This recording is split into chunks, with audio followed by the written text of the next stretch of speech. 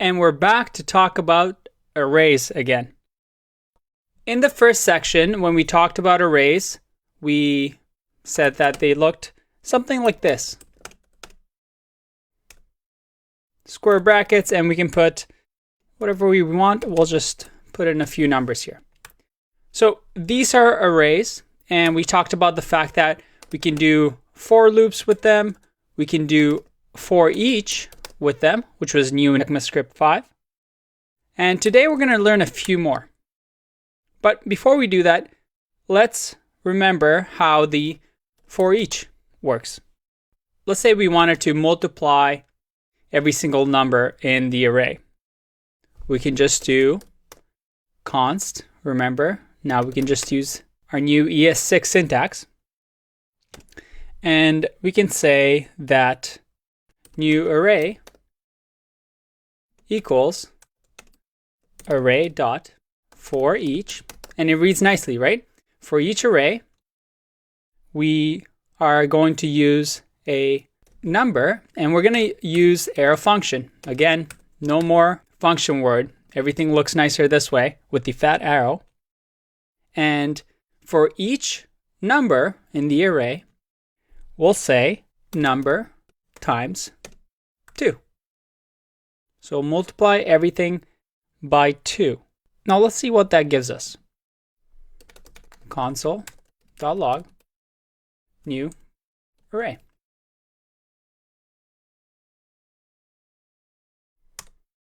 Undefined. Well, because that's not how for each works, right? For each just says, I'm going to loop over these elements and I'm going to multiply number by 2. But we're not changing the array. If we look at the array right now, well, it's still the same thing. 1, 2, 10, 16. We're just randomly multiplying the numbers by 2, but we're not really storing it anywhere. If we want to do what we're doing, then we have to say const double, and we'll say that double is an array, and then double dot push. So we're pushing onto the array as we loop through it, number times 2. Now let's see what double gives us. I save. I'm going to refresh. And look at that. I get 2, 4, 20, 32. Okay. Now, the ones we're going to talk about today is map, filter, and reduce.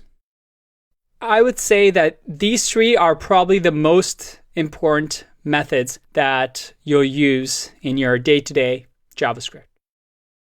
They're super useful, so really start to become familiar with them. And anytime you think of doing some sort of a loop, most likely you want to do one of these three. Let's start off with map. The above way of doubling each thing in the array and creating a new array, well, with map, we can do const map array dot map number is number times 2. And the way map works is that you always need to return something. Because what's different for map than it is for each, well, for each just loops over something and it just does whatever the function says. Versus with the array, we can do what we couldn't with for each, which is loop over each element, each number, and return a new array. Let me show you what I mean. Every time the array loops, so let's say over here, the first one is number 1, we return 1 times 2. That gets put into map array, which is now 2, and then we go to the next number, 2. 2 times 2 now gets added to the array. 10 times 2 gets added to the array, and 16 times 2 gets added to the array. So that's why we return it. And by doing this, if we console.log map array, and let's refresh here. Oh, And forgot a closing bracket here. Let's try that again. You see that map array. So the first one is double, and the second one is map array. We'll name these just so we know the difference. And let's just redo that all over again. By the way, you're wondering why I'm refreshing instead of just copy and pasting it down here. Well, that's because we're using const, it's saying array has already been declared. So have to refresh. But there you go, for each and map. Looking at these two, they seem to both be doing the same thing. But there's a critical difference between map and for each. And I'm here to tell you that whenever you want to loop, do a simple loop and take some action on something like an array, you want to use map over for each.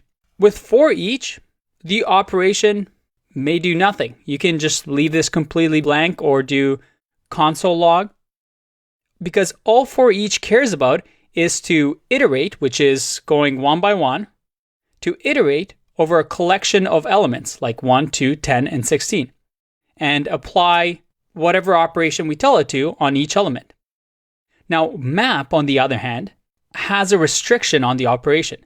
It expects the operation to return an element. So with map, with for each, you can have multiple lines of code doing all these crazy things, versus map. With map, you always have a return element. The map iterates, again, loops through over a collection of elements, applying the operation on each element. And then finally, storing the result of each invocation of the operation, that's this, into another collection, which is map array. In other words, map transforms the array. It creates a new array, which is map array, versus for each, which just does a whole bunch of actions based on the array. And what those actions aren't really that limited. If we want to return a new array, we have to create our own array and then push. And you might notice here something that we spoke about in the last section when we talked about advanced functions. And that is the idea of side effects. If we go back, with for each, you can do a whole bunch of side effects within the function. You can console log, you can create a new array, you can push to that array, you can return undefined. You saw that when we first did the for each, or even now, we're not really returning anything. So we're returning undefined. Versus with a map, all these side effects are theoretically gone. And because with a map, we have to return, let me just show you. If I don't return here, let's see what happens.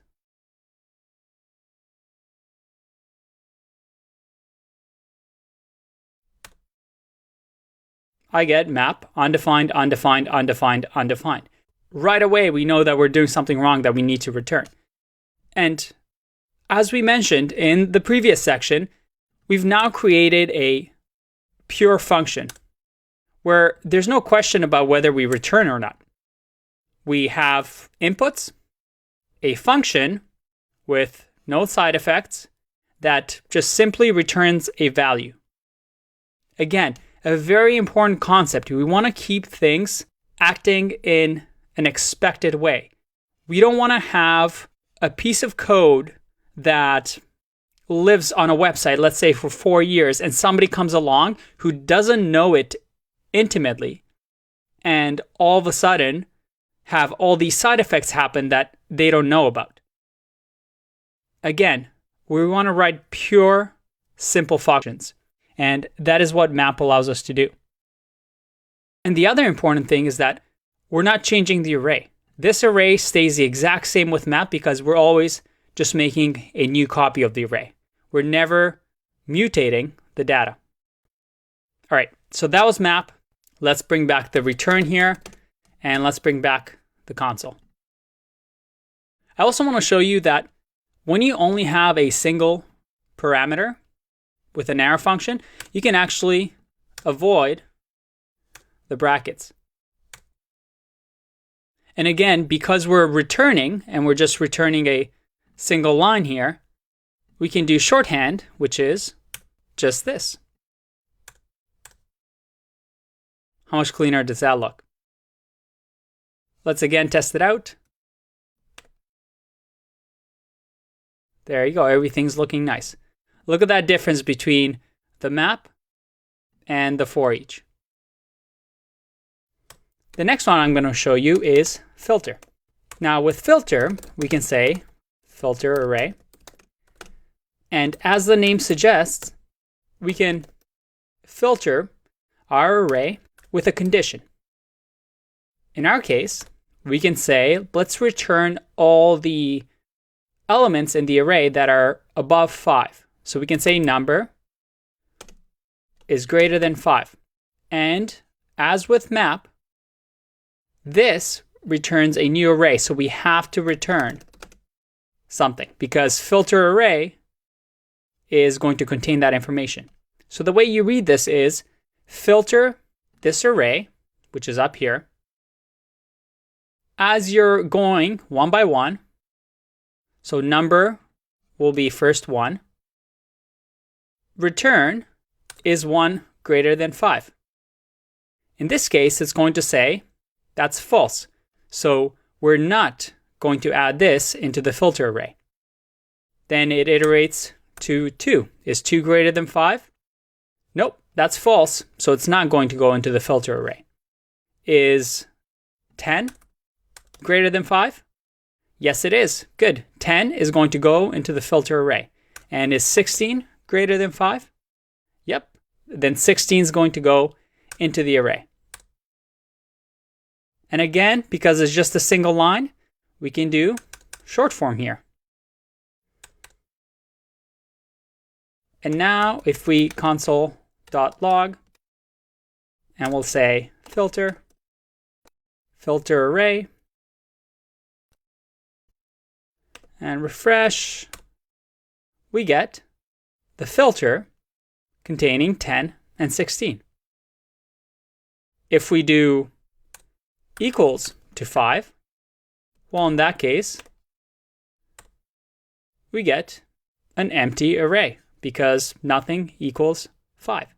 So you can put any condition you want in here. If you had string and you want to see if it contains the word hello, well, you can do that as well. All you have to do is return true or false. If it returns false, it won't go into the array. If it returns true, well, it will go into the array. Very cool, very useful. What else do we have? Well, the last one I want to show you is reduce. And this is really, really powerful. You can do a lot with reduce. You can actually do filtering and mapping with reduce. So it's a really, really powerful method, but I'm going to show you one easy way to get you started. What we're going to do is we're going to say const reduce array equals, and again, this returns a new array. We say reduce, and reduce takes something called an accumulator and the number. Now, obviously, this can be any name. Sometimes you'll see ACC for accumulator. We'll just leave it like that for now so you can see. We know what number is. Number is 1, 2, 10, then 16. But what is accumulator?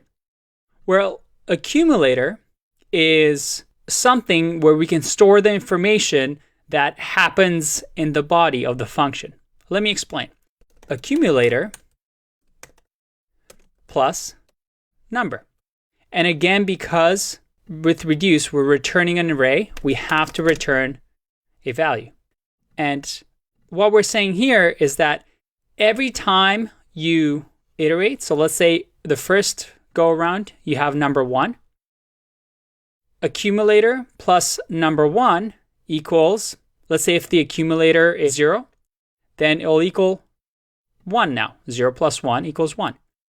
When 2 comes around, we do 1 plus 2 because the accumulator remembers what was there previously. And then 10 comes around and you go 3 plus 10. Now, what is the accumulator? We haven't defined it anywhere. In reduce, after the function, you have a second parameter. And here we can specify what we want our accumulator to start with, the default value. In our case, let's say it's 0. Now, if I do console.log reduce and do reduce array, let's see what happens.